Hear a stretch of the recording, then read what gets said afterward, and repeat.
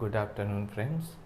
હવે આપણે છેલ્લે જે ડાયપોલ માટેની ડિસ્કશન કરતા હતા એ થોડી એવી એના જુદા જુદા કેસીસ આપણે આગળ ચાલુ રાખીએ. ડાયપોલને આપણે છેલ્લે કયા કેસીસ લીધા હતા? વિદ્યુત ક્ષેત્રમાં મૂકીએ ત્યારે એને ઉપર લાગતું ટોર્ક, ત્યારબાદ એને આવતકાળની વાત કરી, પછી આવતકાળનો ઉપયોગ કરીને ડાયપોલ અમુક જગ્યાએથી અમુક જગ્યામાં જવા માટે કેટલો સમય લે એની વાત કરી. એનાથી આગળ એક લઈ લઈએ કે વિદ્યુત ક્ષેત્રની અંદર જ ડાયપોલ ધારો કે કયા ખૂણે છે? θ1 ખૂણે છે, અને ત્યાંથી આપણે ડાયપોલને ધારી લો કે θ2 ખૂણે લઈ જવો છે. એની ડાયપોલ મોમેન્ટ P છે અને વિદ્યુત ક્ષેત્ર E છે, બરાબર. તો θ1 ખૂણેથી θ2 ખૂણે લઈ જવા માટે કરવું પડતું કાર્ય લેવાનું છે. તો કાર્ય બરાબર શું આવે છે? મેં તમને કીધું છે કે -Δu. તમે આ રીતે લઈ શકો કે Δu ઉપરથી કાર્ય મળી જાય. ઓકે, આ સૂત્ર એક, બરાબર. પછી કાર્ય તો અહીંયા ચાક ગતિ કરવા માટેનું છે, તો તમે આમ લખી શકો કે W બરાબર આપણે F ગુણ્યા dx લખતા હતા એની જગ્યાએ શું લખશું? ટોર્ક ગુણ્યા dθ એવું લખી શકાય. એટલે સૂક્ષ્મ કોણના આવર્તન માટે આપણે કેટલું કાર્ય કરવું પડે એ આ સૂત્ર ઉપરથી તમને ખબર પડી જાય. ઓકે, તેથી W બરાબર શું લખાય? ટોર્ક સંકલનમાં dθ. ઓકે, ટોર્કનું મૂલ્ય આપણને ખબર છે કેટલું છે? PE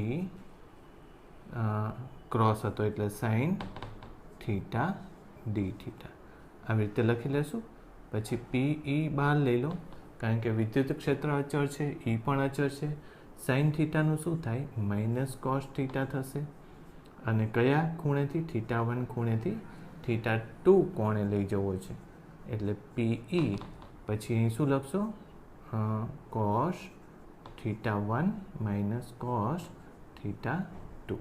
આ સૂત્ર થશે Wનું. એટલે કે આપણે જો ડાયપોલને θ1 ખૂણેથી θ2 ખૂણે લઈ જવું હોય તો આટલું કાર્ય કરવું પડે. આ કાર્ય કોણ કરે છે? તો આ કાર્ય વિદ્યુત ક્ષેત્ર કરે છે. તો આપણે લીધેલું સૂત્ર સાચું છે, બરાબર. બીજું એક સૂત્ર આપણે આમ પણ એડ કરી શકશું. હું આ સૂત્રને થોડીક વાર માટે આમ લખી નાખું કે PE cos θ1 - PE cos θ2. તમને ખબર છે કે W બરાબર શું છે? Δu પણ minus is equal to U1 - U2 લખી શકાય. આવું લીધેલું જ છે આપણે, બરાબર, સંરક્ષિત ક્ષેત્ર માટે.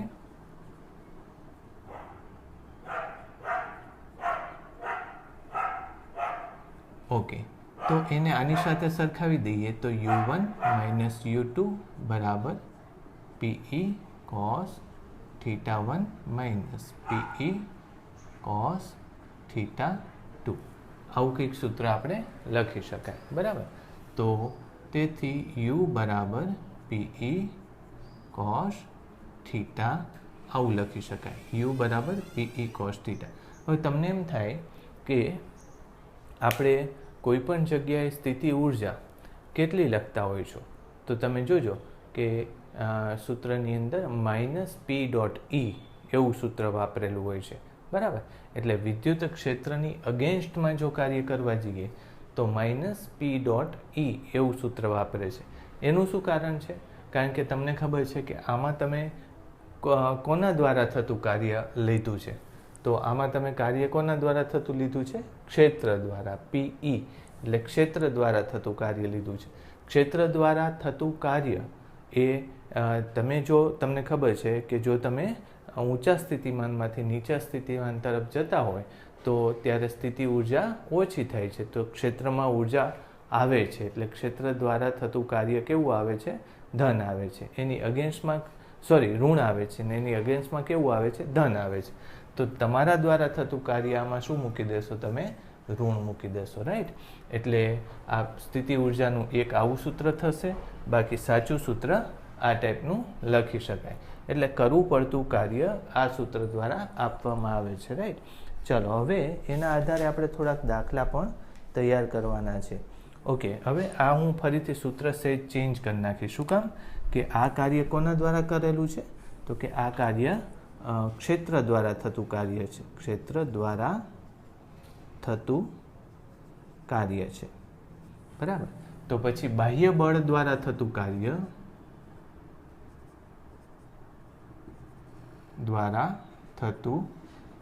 કાર્ય એટલે WEXT બરાબર -W હોય તો PE પછી cos θ2 - cos θ1 આવું લખશો. અને બાહ્ય બળ દ્વારા થતી ઉર્જા, જો કે મારે શું કરવું જોઈએ, આને જ અહીંયા સરખાવી દેવું જોઈએ. સમજાણ? એટલે જુઓ, તમે અહીંથી જો અહીંયા જશો તો સૂત્રમાં હું શું લખીશ? θ2 θ1. કરેક્ટ? ઓલરાઈટ. હવે આ તો એનું એ જ રહેશે, એટલે અહીંયા θ2 θ1. તો U2 એ આની સાથે સરખાવો એટલે માઇનસ આગું આવી જશે. એ તમારી ટેક્સ્ટ બુકમાં આપેલા સૂત્રની બરાબર છે. ઓકે, હવે આ સૂત્ર તમે યાદ રાખજો કે જો અમુક કેસીસ લઈ લઈએ, જેમ કે વિદ્યુત ક્ષેત્રની દિશામાં જ જો તમારો ડાયપોલ હોય, બરાબર, તો θ1 કેટલો છે? 0 છે. અને તમે ધારી લો કે θ2 બરાબર 90 એ લઈ જવો છે ડાયપોલને, તો કેટલું કાર્ય કરશો? તો W બરાબર આને 0 મૂકી દેશો એટલે 1 થશે, અને આને 90 એટલે 0 થશે, એટલે -PE જેટલું કાર્ય કરવું પડશે. રાઈટ?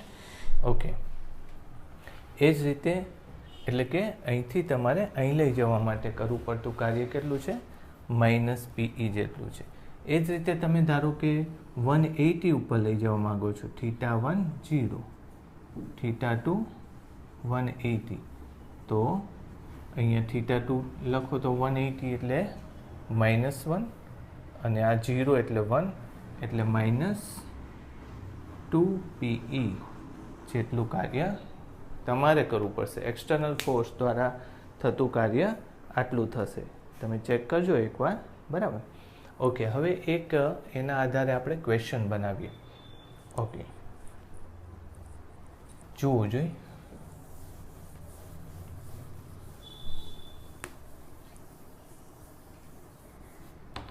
એક એવો પ્રશ્ન આવેલો પ્રશ્ન હું તમને દઉં છું, તમે ક્યાંથી ક્યાં લઈ જાઓ છો. એક આવી રીતે વિદ્યુત ક્ષેત્ર આપેલું છે. તમે આ એંગલ એટલે કે અહીંયા 37 ડિગ્રીથી લઈને તમારે ડાયપોલને 53 ડિગ્રી ઉપર લઈ જવો છે. તો આ માટે કરવું પડતું કાર્ય લેવાનું છે. ઓકે, તો W બરાબર ફરીથી શું લેશો? જોવો જોઈએ, PE cos θ2 - cos θ1. Okay, PE cos θ2 એટલે બીજો ખૂણો તમે ક્યાંથી લઈ જાઓ છો? તો કે 37 થી 53, અથવા તો A થી B, એમ સમજો ને. A થી B લઈ જાઓ છો, અને કેટલું કાર્ય કરવું પડે આ પ્રશ્ન છે તમારો, બરાબર. તો એ માટે તમારો ખૂણો આમ તો કેટલો થાય? આ થશે ને, એટલે 180 cos 180, અથવા તો પાઈ ગણી નાખો, 180 લખો. ચાલો, 180 -37 નહીં, પેલા 53 આવશે ને, આ θ2 છે એટલે કયું આવશે? 53 માઇનસ cos 180 -37. ઓકે, તો PE પછી cos 53 એટલે કેટલું આવે? 3/5. ઓકે, માઇનસ આ માઇનસ થશે, -37 થાય એટલે માઇનસ આ કેટલું થયું? પ્લસ cos 37 એટલે 4/5 થાય. ઓકે, તો આ ટોટલ કેટલું થશે? 7/5 PE. એટલે આટલું કાર્ય તમારે કરવું પડે, 7/5 PE જેટલું. પછી તમને આ કદાચ એમ કીધું હોય કે કેપેસિટરનું વિદ્યુત ક્ષેત્ર છે તો પછી સિગ્મા બાય એપ્સિલોન 0 તમારે લખી નાખવાનું. તો આવી રીતે તમે સહેલાઈથી હવે એ તમને ખ્યાલ આવી ગયો કે કયા સૂત્રનો ઉપયોગ કરીને તમે કાર્ય મેળવી શકો. બરાબર. એવી જ રીતે હવે જો તમને ઘણીવાર એવું કે 90ના ખૂણેથી બરાબર એને આપણે 0ના કોણે લઈ જવા માટે કરવું પડતું કાર્ય. એક જગ્યાએ મેં એવો પ્રશ્ન જોયો તો બહુ સહેલો પ્રશ્ન છે. ક્યાં છે? θ1 90ના ખૂણે છે અને θ2 0 બનાવવાનો છે. તો સૂત્ર તો આનું આ જ રહેવાનું છે. W બરાબર PE. જોજો શું ચેન્જ થાય છે આમાં. cos 0 એટલે 1 થશે માઇનસ cos 90 એટલે 0 થશે. તો ત્યારે તમારે PE જેટલું કાર્ય કરવું પડે. હવે એકચ્યુઅલી તો કેવું થાય કે એ કાર્ય કોણ કરે છે? તો કે આવી રીતે તમે ખસવા દો તો આમાં ડાયપોલ પોતે આપોઆપ જ ખસતો હોય છે. એ બાજુ એને આપોઆપ જ જવું છે. એટલે તમારે કાર્ય કઈ બાજુ કરવું પડે? તો કે બ્રેક લગાવવી પડે. એટલે એની વિરુદ્ધ દિશામાં કરવું પડે. એટલે કરવું પડતું કાર્ય કેટલું આવશે? પ્લસ આવશે, ધન આવશે. આ એકવાર મેં તમને આખી મેથડ સમજાવી દીધેલી છે. ક્યારે ધન આવશે, ક્યારે ઋણ આવશે, ક્યારેક ક્ષેત્ર દ્વારા કાર્ય થશે, ક્યારેક તમારા દ્વારા કાર્ય થશે, ક્યારેક ક્ષેત્રનું પ્લસ અને ક્યારેક ક્ષેત્રનું માઇનસ કાર્ય થશે. આ બધું આપણે એકવાર પહેલાં લીધેલું છે. રાઈટ? ઓકે, ચાલો હવે આગળ લઈએ.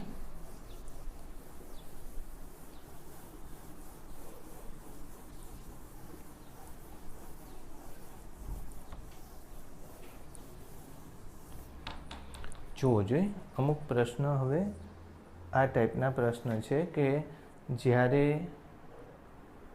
આ તો તમને જો કે આવડશે.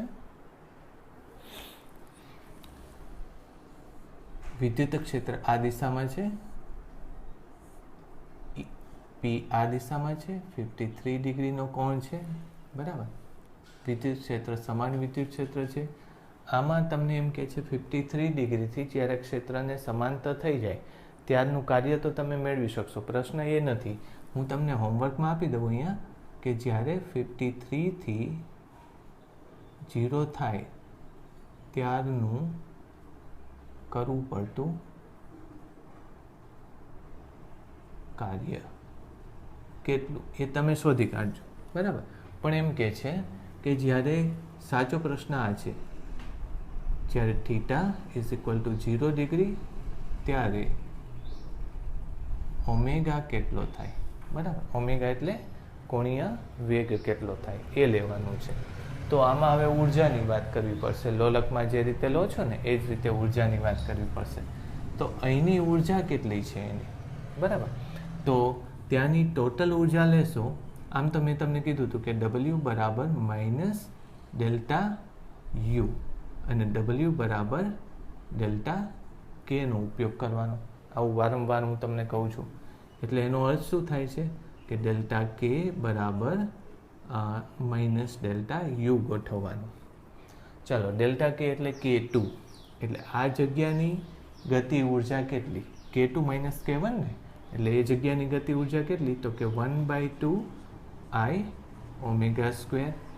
કોણીય ગતિ થાય છે એટલે I ઓમેગા સ્ક્વેર. રેખીય ગતિ હોય તો 1/2 mv સ્ક્વેર લેવાનું. ઓકે.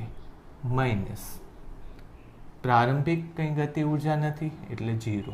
અહીંયા શું લખીશ? U1 માઇનસ U2 લખીશ. બરાબર. તો આ સ્થાનની સ્થિતિ ઉર્જા કેટલી? તો માઇનસ PE cos θ જેટલી. એટલે માઇનસ પછી PE cos θ. cos 53 એટલે 3/5 માઇનસ PE cos θ માઇનસ મેં U1 લખ્યું. આ U1 માં આટલી આવે.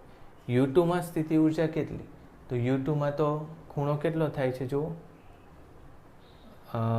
cos 0. એટલે તમે અહીંયા શું લખશો? U2 માં PE cos minus PE cos 0. cos 0 એટલે કેટલું? 1. રાઈટ. માઇનસ માઇનસ પ્લસ થઈ જશે એટલે PE માઇનસ 3/5 PE. તો 2 PE/5 આવો થશે. બરાબર.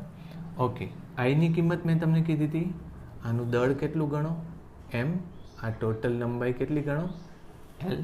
તો આઈ એટલે કેટલું થાય છે તો કે ml સ્ક્વેરના છેદમાં 2 થાય છે ઓમેગા સ્ક્વેર.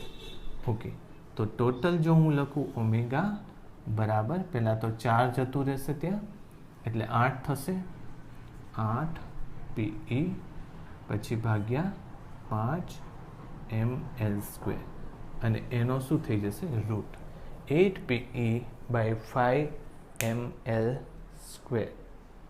બરાબર, આવી રીતે કંઈક ગણતરી કરવી પડશે. હવે એક્ઝેક્ટ તો મને આન્સર ખબર નથી, આમાં જો મિસ્ટેક હોય તો તમે એકવાર ચેક કરી લેજો, રાઈટ. આવી રીતે કેલ્ક્યુલેશન એમાં કરવી પડશે. -3/5 અને +1, આમ સ્ટેપ સાચા છે બધા, એટલે આ આન્સરમાં કંઈ મિસ્ટેક હોય તો એકવાર જોઈ લેજો.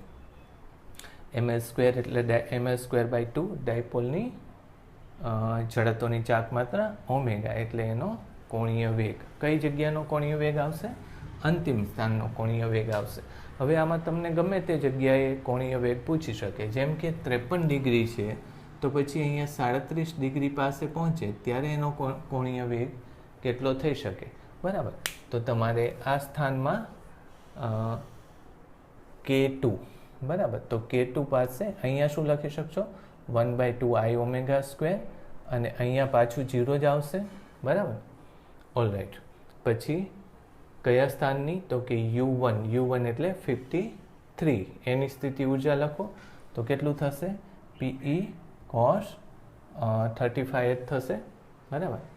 અને ત્યારબાદ આની લખો તો એની સાથે કેટલો ખૂણો થાય તમે જુઓ તો E સાથે P નો ખૂણો કેટલો થાય છે ત્યાં 37, એટલે અહીંયા શું લખવું પડશે PE cos 37. એવી જ રીતે અહીંયા PE cos 53 લખો, એવી રીતે આ 37 લખવાનું, એ રીતે જવાબ તમને મળશે, રાઈટ. ઓકે, તો આ કેલ્ક્યુલેશન તમારે કરવી. આવી રીતે જુદા જુદા પ્રશ્નો તમને પૂછી શકે. ચાલો હવે એક ખૂબ અગત્યનો પ્રશ્ન, અને એના આધારે એક જ દાખલો કરો તો ઘણું નવું નીકળે એવું છે, એટલે એ દાખલો આપણે પહેલાં જોઈએ અને પછી હું તમને એમાં શું નવું નીકળે એવું છે એ સમજાવું તમને. એક પ્રશ્ન આવો પૂછેલો કે અહીંયા જો હું Q વીજભાર મૂકું અને એની જ અક્ષ ઉપર એક ડાયપોલ હોય કે ડાયપોલના કેન્દ્રથી આ વીજભાર D અંતરે મૂકેલો હોય, આની ડાયપોલ મોમેન્ટ P છે. તમને એના વીજભારોય આપેલા હોય કે P બરાબર આ છે Q જેટલો વીજભાર, આ છે -Q જેટલો વીજભાર, બે વચ્ચેનું અંતર ધારી લો કે L જેટલું છે, એવું કીધેલું હોય. આપણે 2a આપણી ટેક્સ્ટ બુકમાં લેતા હોય છે, પણ અહીંયા કયું અંતર લેવાનું? L લેવાનું, રાઈટ. તો તમને એમ કહે છે કે ડાયપોલ ઉપરનું બળ કેટલું, બરાબર. કોને લીધે? Qને લીધે. Qને લીધે ડાયપોલ ઉપરનું બળ શોધવાનું છે. તો આમ જોવા જઈએ તો કંઈ વાંધો તો આવે એવું નથી, કારણ કે Qને લીધે આ જગ્યાનું વિદ્યુત ક્ષેત્ર લઈએ છીએ, આ જગ્યાનું ઘણી ટેક્સ્ટ બુકમાં, ઘણી રેફરન્સ બુકમાં પણ આવું લખેલું હોય છે, બરાબર. તો એ રીતે લઈ લો કે આ જગ્યાનું વિદ્યુત ક્ષેત્ર કેટલું થશે, તો આપણને ખબર છે કે Qને લીધે વિદ્યુત ક્ષેત્ર કે Qના છેદમાં R² પ્રમાણે લખાય છે, એટલે E માઇનસ બરાબર કે Q, પછી શું લખશો D - L/2 આખાનો સ્ક્વેર, આવી રીતે લખશો D - L/2 આખાનો સ્ક્વેર. પછી એ જ રીતે E+ ને લીધે વિદ્યુત ક્ષેત્ર કેટલું થશે? આટલું D + L/2. આ ખબર પડી મેં શું કર્યું? D અહીં સુધીનું અંતર છે, આપણે આ અંતર લેવું છે, અહીંથી અહીંનું અંતર લેવું છે, એટલે D - આ ભાગ કેટલો છે? L/2 છે, એ ભાગ L/2 છે. એટલે આવા બે સૂત્રો થશે, બરાબર. ઓકે, તો પછી માઇનસ વીજભાર ઉપરનું બળ કેટલું? F માઇનસ વીજભાર માઇનસ Q પછી K Qના છેદમાં D L/2 આખાનો સ્ક્વેર, આટલું થશે. પછી પ્લસ વીજભારને લીધે કેટલું બળ? તમે જોયો કે બે બળ કઈ બાજુ લાગે? તો માઇનસ વીજભારને લીધે આમ લાગશે અને પ્લસ વીજભારને લીધે આમ લાગશે. કયું બળ મોટું એ પણ કહી શકશો.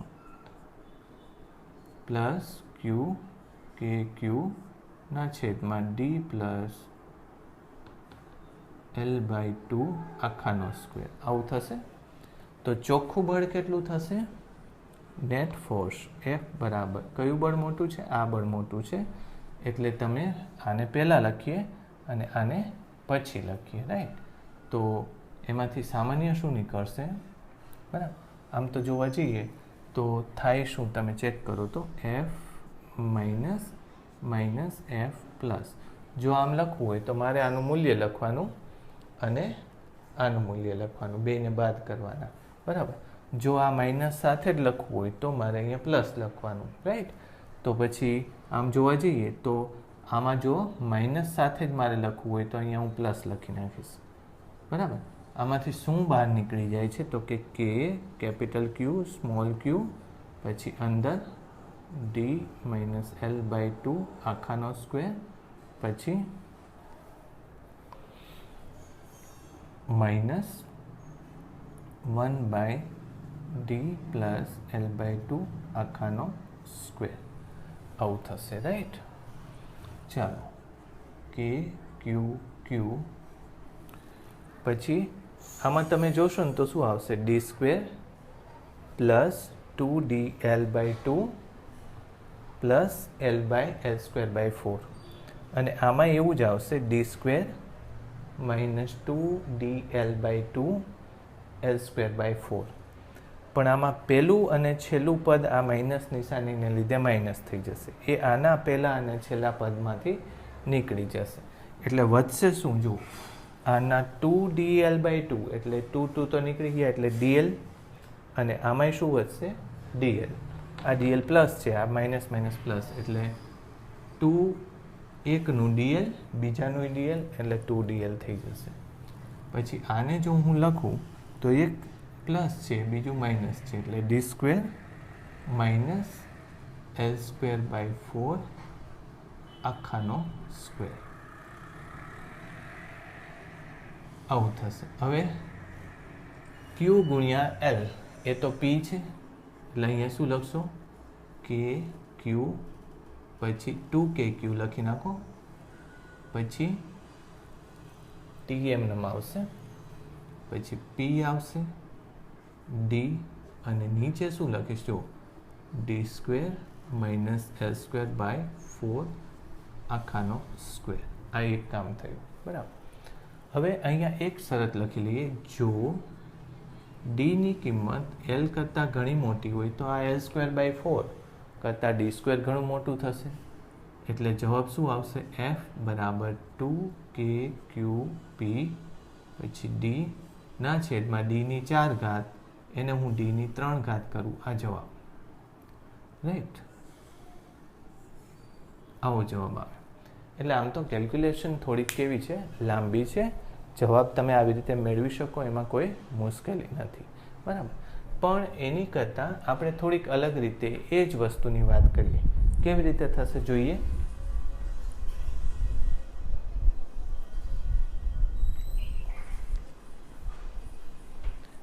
આટલો ભાગ કાઢી નાખીએ, અને આ જે આ બળ કઈ બાજુ આવશે? તો કે ઋણનું બળ વધારે છે, એટલે આમ આવશે બળ, બરાબર? એ જોવાનું આપણે. બળની દિશા જુદી છે.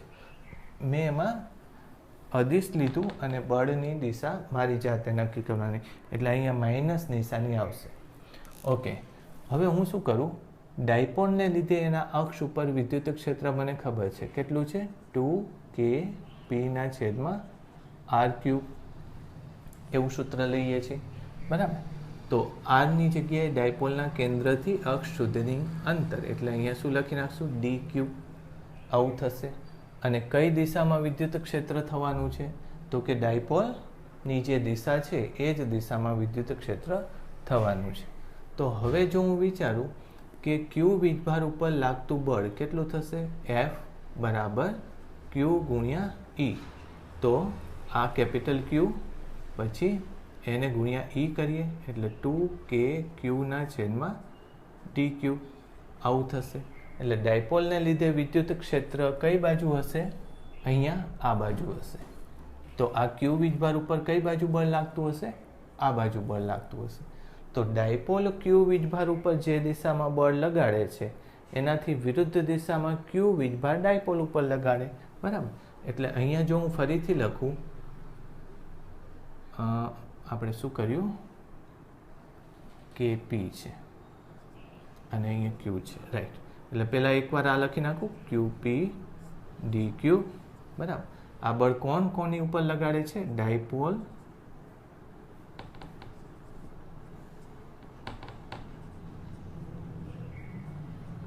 Q પર. બરાબર.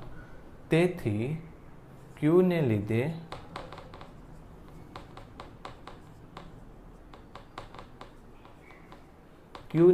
ડાયપોલ પર કેટલું લાગશે? આટલું જ, પણ માઇનસ KQQP/dq. એનો મતલબ એમ કે ક્યુને આમ બળ લાગે તો ડાયપોલ ઉપર આમ બળ લાગે. મેં તમને કીધું હતું કે આ બળ એકચ્યુઅલી ઋણ છે. શું કામ? કારણ કે ઋણ વીજભારનું બળ મોટું છે, નાના અંતરે છે એટલે, અને ધન વીજભારનું બળ નાનું છે કારણ કે મોટા અંતરે છે. તો એ જ જવાબ અહીંયા આવી જાય છે. એટલે ઘણીવાર શું કરવું જોઈએ? તમને ટ્રિક્સ આવડવી જોઈએ. આગળની સાબિતી કેવી છે? બહુ લાંબી છે. એટલે મોટાભાગે બધા એમ જ પકડે કે ક્યુને લીધે ડાયપોલ, તો ક્યુને લીધે પહેલાં તો ડાયપોલના બે બિંદુ ઉપરનું ક્ષેત્ર લઈ લો અને ત્યારબાદ બળની બાદબાકી કરો. હજી એક મેથડ આમાં હું એડ કરી શકું. બરાબર. તમે લખજો એ રીતે કે પહેલી મેથડ આ છે અને બીજી મેથડ આ છે. બરાબર. હજી આપણે એક થર્ડ મેથડ પણ વિચારીએ અને એ થોડી માસ્ટર કી જેવી છે, એટલે ઘણી જગ્યાએ કામ આવે એવી મેથડ છે. બરાબર. હું એની માટે એક પહેલાં થિયરી જેવું કંઈક બનાવીએ આપણે. અહીંયા મેં શું કર્યું કે L/2 અંતર D કરતાં કેવું છે? ઘણું નાનું છે એવું મેં ધાર્યું. ઓકે. તો હવે ફરીથી વિચારો કે એ જ વસ્તુ હું લઉં છું. અહીંયા Q છે, પછી અહીંયા એ ડાયપોલ છે. ડાયપોલનો વિદ્યુત ક્ષેત્ર અહીંયા E1 છે, અહીંયા E2 છે. એટલે મને એ ખબર પડે છે કે આનું જે બળ આવે અને આનું જે બળ આવે એ બેયનું શું કરવાનું છે? બાદબાકી કરવાની છે. એટલે કે ડાયપોલનું ક્ષેત્ર આમ હોય તો આનું બળ કેટલું છે? Q ગુણ્યા E છે, પણ હું લખીશ માઇનસ પ્લસ E1 અને Q ગુણ્યા E2. તમને મેં જો પહેલી વાર લેશો ને તો મેં શું કર્યું હતું? QE1 માઇનસ QE2 કર્યું હતું, પણ એમાં જવાબ કેવો આવ્યો હતો? પ્લસ આવ્યો હતો. પણ જવાબ આવવો કેવો જોઈએ? માઇનસ. એટલે સાચું તો માઇનસ QE1 અને પ્લસ QE2 એવું લખાય. એટલે આ મારું બળ થશે, રાઈટ? ડાયપોલ ઉપરનું બળ થશે. હવે આમાંથી હું Q બહાર કાઢી લઉં, E2 માઇનસ E1 લખી નાખું. બરાબર. આમ લખી શકાય? ઓકે. હવે જો ખૂબ જ નાનો એવો ડાયપોલ હોય, બરાબર, સૂક્ષ્મ ડાયપોલ હોય તો શું લખાય? DE.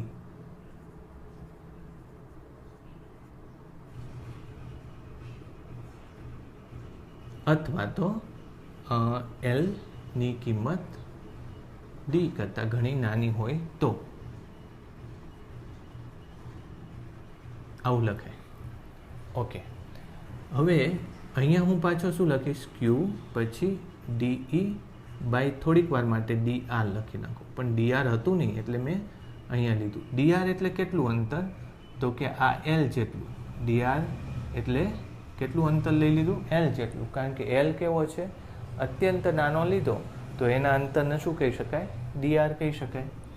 ઓકે.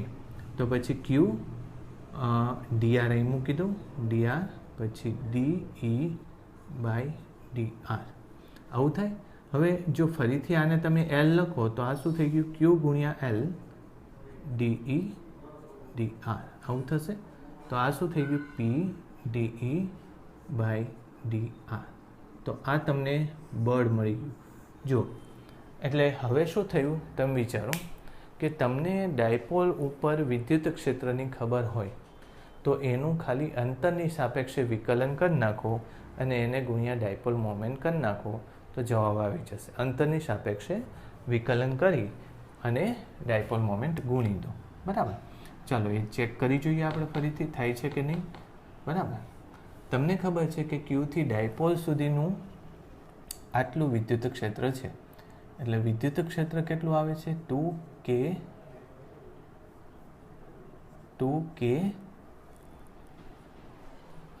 સોરી એ નથી લેવાનું મારે, આને લીધે અહીંનું વિદ્યુત ક્ષેત્ર લેવાનું છે. એટલે કે ક્યુના છેદમાં હું r² એમ લખીશ. આને લીધે અહીંનું વિદ્યુત ક્ષેત્ર કે ક્યુના છેદમાં r² લખીશ. બરાબર. તેથી ડાયપોલ ઉપરનું બળ લેવું હોય તો P ગુણ્યા dE/dr. તો P ગુણ્યા આનું કે ક્યુ તો એમનેમ જ આવશે અને 1/r² નું વિકલન શું થાય? તો કે એને જો r² નું શું થાય? -r⁻² થાય. પાછું અંદર માઇનસ ઉમેરાય એટલે r⁻³ અને સોરી મારી ભૂલ થઈ, -2r⁻³ આવું થાય ને. આનું તમે વિકલન કરો તો -2r⁻² -1 એટલે ટોટલ -3 થશે. જવાબ શું આવશે? -2kpq ના છેદમાં r3. આવી ગયું એનો એક જવાબ. તો આ કઈ મેથડ થઈ? ત્રીજી મેથડ થઈ. બરાબર. ત્રીજી મેથડ યુનિવર્સલ એટલે બહુ કામમાં આવે, ઘણી જગ્યાએ લાગુ પાડી શકાય એવી છે. બરાબર. એટલે એનો આપણે યુઝ કરવાનો થાય છે. તો તમે આ થિયરી તરીકે લેજો. મેં તમને શરૂઆતમાં દાખલો ચાલુ કરતાં પહેલાં જ કીધું કે છે એક દાખલો, પણ અંદર ઊંડા ઉતરશું એટલે ઘણું નીકળતું જાય છે. એ ઘણું શું નીકળે છે એ આપણે જોઈએ અત્યારે. બરાબર. ચાલો આટલું નોંધ કરી નાખો તમે.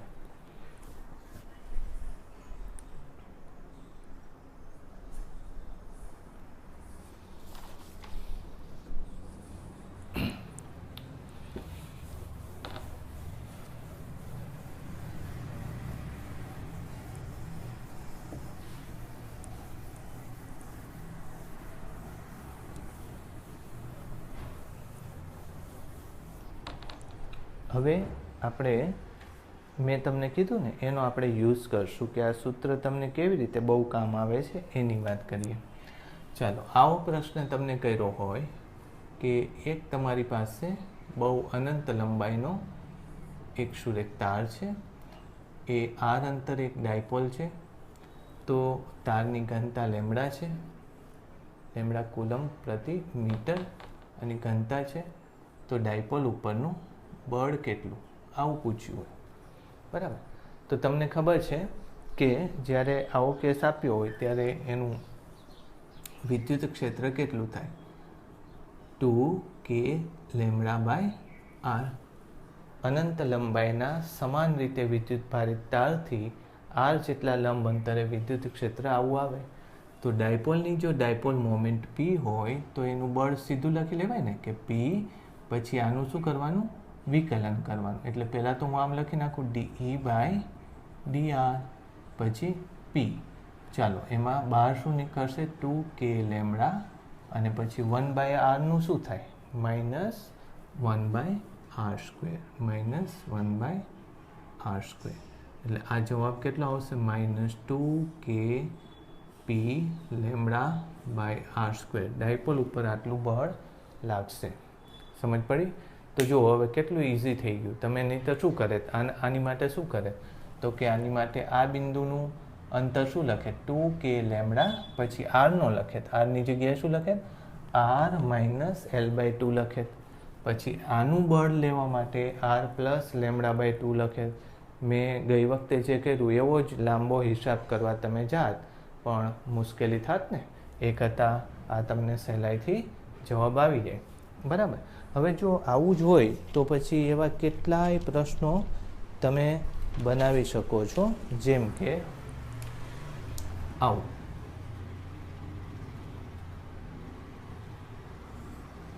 અહીંયા એક ડાયપોલ મૂકેલો છે અને આની ઉપર ક્યુ જેટલો વીજભાર મૂકેલો છે.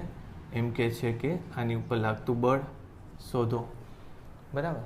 તો સૂત્ર શું આવે છે તમને ખબર છે કે કે ક્યુ પછી આ અંતરને x લેતા હતા ને તમે. આ અંતર શું લેતા હતા? x લેતા હતા.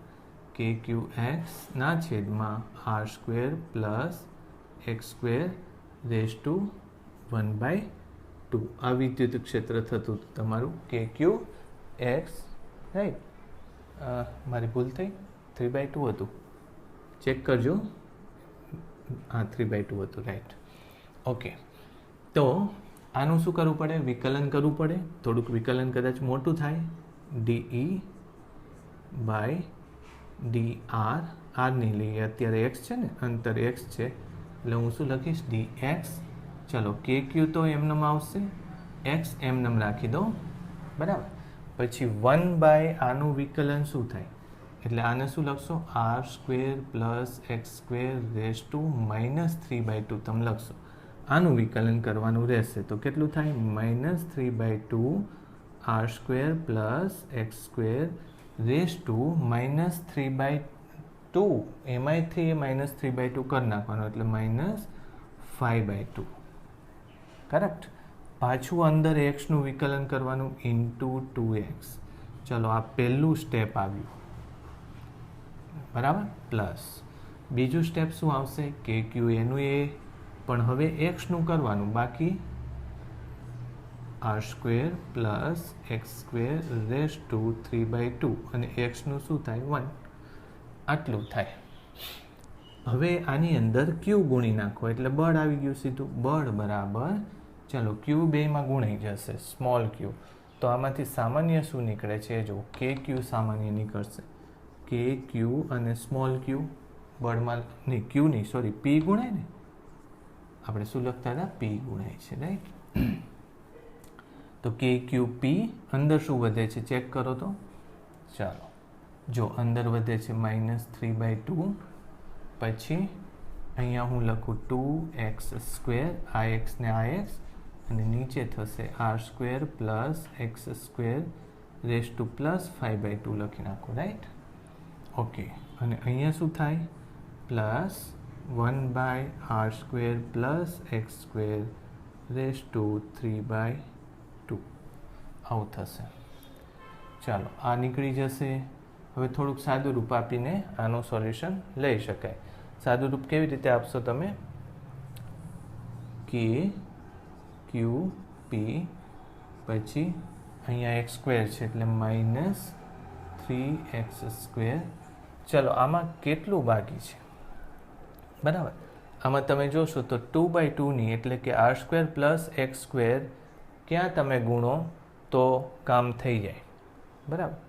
તો અહીંયા ગુણો r² + x², તો કેટલું થશે? +1, એટલે 5/2. આ થઈ, આના જેટલું થઈ જાય.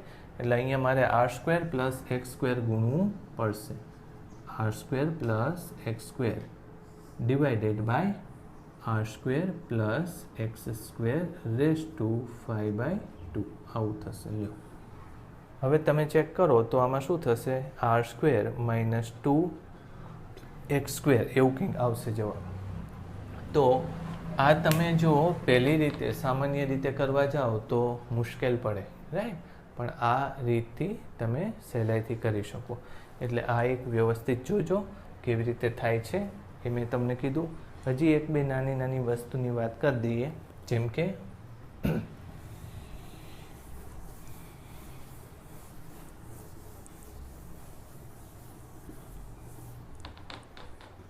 એક ડાયપોલ,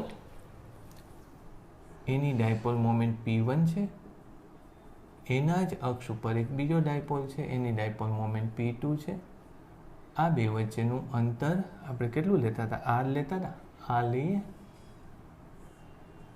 બરાબર. તો P2 ડાયપોલ ઉપર લાગતું બળ. આવો એક પ્રશ્ન જૂની ટેક્સ્ટબુકમાં હતો અને એ 4 માર્કમાં પૂછાતો હતો. ખૂબ લાંબો પ્રશ્ન, બરાબર. એમાં આવી જ ગણતરી જે આપણે સામાન્ય કરી હતી એ જ ગણતરી છે, પણ હવે આપણે આપણી રીતથી ગણતરી કરીએ. તો આને લીધે અહીંયા વિદ્યુત ક્ષેત્ર કેટલું થાય? તો એનો અક્ષ છે એટલે કેટલું લખીએ છીએ આપણે? 2kp/r³, બરાબર. ડાયપોલ લાંબુ હોય તો, પણ P કયો લખવાનો? તો કે P1 લખવાનો, બરાબર. હવે એનું જ આપણે વિકલન કરીએ, dE/dr કરીએ તો શું થશે? 2kp1, અને r³ નું પાછું શું થાય? r⁻³ નું કરવાનું, એટલે -3r⁻⁴ આવું થશે ને. r⁻³ નું -3 r⁻⁻4 આવું થશે. એટલે આ જવાબ આવ્યો -6kp1/r⁴ આવો જવાબ આવ્યો. ચાલો હવે બળ સીધું મળી જશે. બળ બરાબર શું લખીએ છીએ? P × dE/dr આવું લખીએ છીએ is equal to -6kp1p2/r⁴. Right. તમે એક કામ કરજો, જો જૂની ટેક્સ્ટ બુક તમારી પાસે હોય અથવા તો ક્યાંય તમને સ્કૂલમાં મળી જાય કે એવી રીતે મળે ને, તો જોજો તમે આ દાખલો એમાં આપેલો છે, બરાબર. એવી જ રીતે એમને આ દાખલો ચુંબક માટે પણ ગણેલો છે. ચુંબક માટે પણ હું જો એવું ટાઈમ મળશે તો શીખવાડીશ કે આવી રીતે ચુંબકમાં પણ કરી શકાય. તો આ દાખલો લગભગ ટેક્સ્ટ બુકના 1.5 એક અને બીજું અડધું પેજ કરીને સોલ્વ કર્યો છે, પણ આપણે કેટલો ઝડપથી આવી જાય છે આ દાખલો, સમજાયું? એટલે આવી રીતે ગણતરી અમુક આપણે શોર્ટ ટ્રીકમાંથી ગણતરીઓ બનાવી શકીએ છીએ, રાઈટ. તો એક મેં આજે નવી રીત તમને શીખવાડી કે કેવી રીતે તમે ડાયપોલ ઉપર કોઈ વિદ્યુત ક્ષેત્રને લીધે કેવી રીતે બળ લાગે એ મેં તમને સમજાવ્યું. ચાલો હવે વિદ્યુત ક્ષેત્ર જુદી જુદી રીતે બનતું હોય છે, એટલે એક બીજું તમને હોમવર્ક આપી દઉં, બરાબર. જેમ કે આપણે એક સમતલ છે, બરાબર. સમતલ કેવો છે? અનંત સમતલ છે. તો એના સમતલમાં જો ડાયપોલ મૂકીએ કેટલા અંતરે? r અંતરે, તો એનું બળ કેટલું થાય? એની ઘનતા છે સિગ્મા. તો આનું બળ કેટલું થાય શોધી કાઢજો, બરાબર. મેં કીધી એ રીત વડે જ એ બળ તમારે શોધવાનું છે, રાઈટ. ચાલો પછી આમ તો બીજી કોઈ હવે રચનાઓ લેવાની જરૂર નથી. એક બે એવી છે પણ આપણે ટેક્સ્ટ બુકમાં આવતી નથી. આ વિદ્યુત ક્ષેત્રની એક વાત કરી નાખી. ચલો ડિસ્ક માટે એક આ વાત કરીને, તો r ત્રિજ્યાની ડિસ્ક છે, તકતી છે. એની ઉપર જ્યારે સિગ્મા વીજભાર ઘનતા મૂકું ત્યારે r અંતરે જો હું ડાયપોલ મૂકું તો એનું બળ કેટલું થાય? તો આ બે વસ્તુ તમારે હોમવર્કમાં કરવાની છે, રાઈટ. મેં તમને શીખવાડ્યું એ જ રીતથી. એક બીજી વાત હું તમને કરી દઉં. જેમ કે ક્યુથી લેશું. હા, ક્યુથી જ લઈએ. ચાલો ક્યુથી લઈએ અને ડાયપોલ આમ મૂકેલો હોય તો એના ઉપર કેટલું બળ લાગે, બરાબર. તો એમાં આ રીત વાપરી શકાય? ન વાપરી શકાય. શું કામ? કારણ કે આપણે શું લેતા હતા? dE/dr એટલે ડાયપોલને સાથે સરકતા જઈએ તો વિદ્યુત ક્ષેત્રમાં ફેરફાર થવો જોઈએ. પણ અહીંયા ડાયપોલની સાથે સરકતા જઈએ તો વિદ્યુત ક્ષેત્રમાં કંઈ ફેરફાર નથી થતો. એટલે તમે ત્યારે શું કહી શકો કે ત્યારે આ રીત વાપરવાની નહીં. વિદ્યુત ક્ષેત્રની અંદર ડાયપોલ ઉપર લાગતું બળ માટે મેં કીધેલી રીત જો હું અત્યારે બોલું છું ને, તમે તમારી નોટબુકમાં નોંધી લેજો. વિદ્યુત ક્ષેત્રને લીધે ડાયપોલ ઉપર લાગતું બળ મેં કીધેલા સૂત્ર પ્રમાણે જો લેવું હોય તો ડાયપોલ વિદ્યુત ક્ષેત્રની દિશામાં પડેલો હોવો જોઈએ. એની ઉપર ટોર્ક ન લાગતું હોવું જોઈએ. ફરીથી અહીં હું લખી દઉં તમને કે વિદ્યુત ક્ષેત્રને લીધે ડાયપોલ પર લાગતું બળ ઉપરના સૂત્ર મુજબ મેળવવું હોય તો ડાયપોલ ક્ષેત્ર રેખા પર ગોઠવાયેલ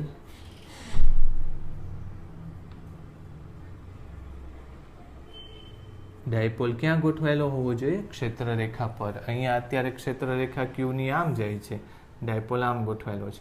ઓકે, આ પણ તમને હોમવર્ક આપી દઉં, પણ આ હું લઈશ. આની ઉપરનું બળ શોધી કાઢો. કે શું કરવાનું છે? આ ક્યુને લીધે આવા ડાયપોલ ઉપર લાગતું બળનું મૂલ્ય શોધી કાઢો, બરાબર.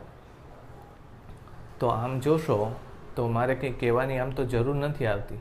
શું થશે? 0 થશે. શું કામ? તો કે આ ધન ઉપર લાગતું બળ આમ જશે, આ ઋણ ઉપર લાગતું બળ આમ જશે, બંને બળો સરખા છે એટલે નેટ બળ આમાં કેટલું થવાનું છે? 0 થવાનું છે.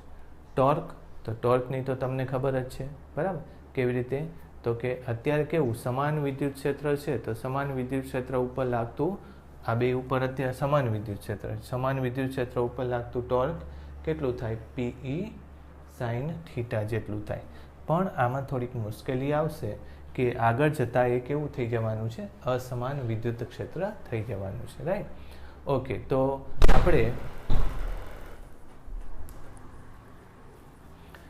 આપણે આટલું લેશું આજે, અને નેક્સ્ટ લેક્ચરમાં હું તમને ફ્લક્સની વાત કરીશ. હવે ફ્લક્સ એકચ્યુઅલી તો આમ વિદ્યુત ક્ષેત્ર સાથે છે, પણ મારે ગોસનો નિયમ લેવો છે એટલે ફ્લક્સની વાત આપણે આમાં એડ કરશું, રાઈટ. ચાલો, હવે હું જે હોમવર્ક આપું છું એ હોમવર્ક તમે કરતા રહેજો.